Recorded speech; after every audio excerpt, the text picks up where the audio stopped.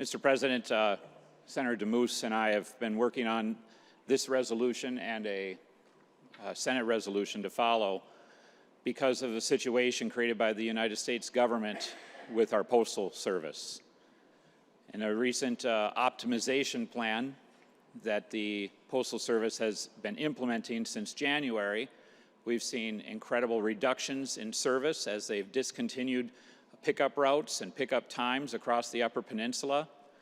And further, they're discussing the closure of our outgoing mail from the Kingsford Processing Center that processes all the mail people send in the UP, regardless of whether that mail continues in the Upper Peninsula or goes out to the world.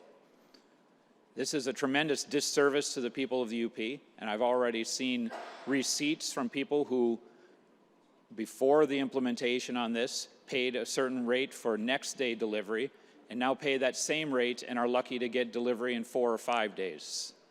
This is unacceptable, and it's hurting the people of the Upper Peninsula. It's hurting the delivery of medicines. It's hurting water sampling and testing for our communities where the state requires 24-hour delivery. It's hurting the opportunity to deliver ballots in a timely fashion. It's hurting the opportunity for our veterans who receive so much from our Iron Mountain VA facility. It's hurting businesses that depend on receiving their goods, their parts. And why is this happening? It's because the postal system is busy trying to create optimization at the expense of service. It must be the one business in the world that somehow thinks when people are upset with service, the way to get more people to come back is to provide even worse service at a higher price. How many of you know that the postal rates just went up again last week? Can't even tell now because we have forever stamps, so you don't know unless you're buying stamps. Yep, the rates just went up again. And yet we're going to get poorer service. And what is incredibly infuriating about this is that the press releases from the United States Postal Service gloss over all of this in rosy terms about how much better things are going to be because packages will be received from the Upper Peninsula to other places in the country or across the UP in the same time. So that's great, right?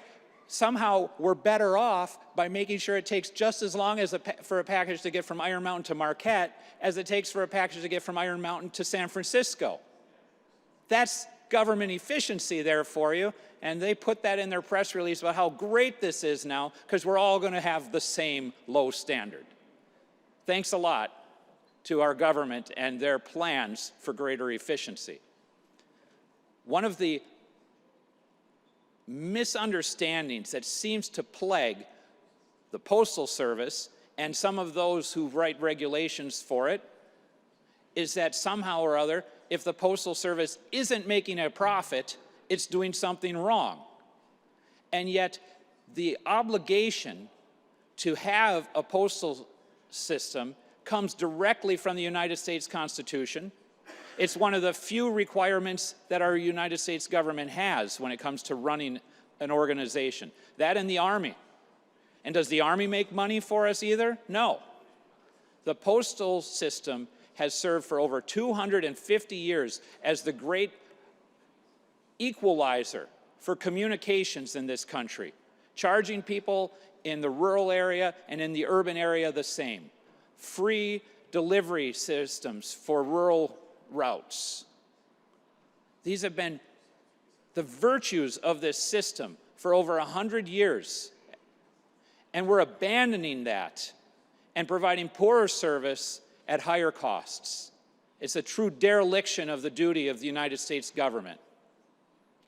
These two resolutions are worded to ask the federal government, from the President to the Postmaster General to our members of Congress, to reconsider what's happening and not take away service, not just from the Upper Peninsula, but regions across the United States that are suffering under this optimization plan, where they're literally refusing to pick up our mail and making it sit and wait extra days, and removing workers from our workforce. I ask for your support, and I'd like my remarks printed in the Journal.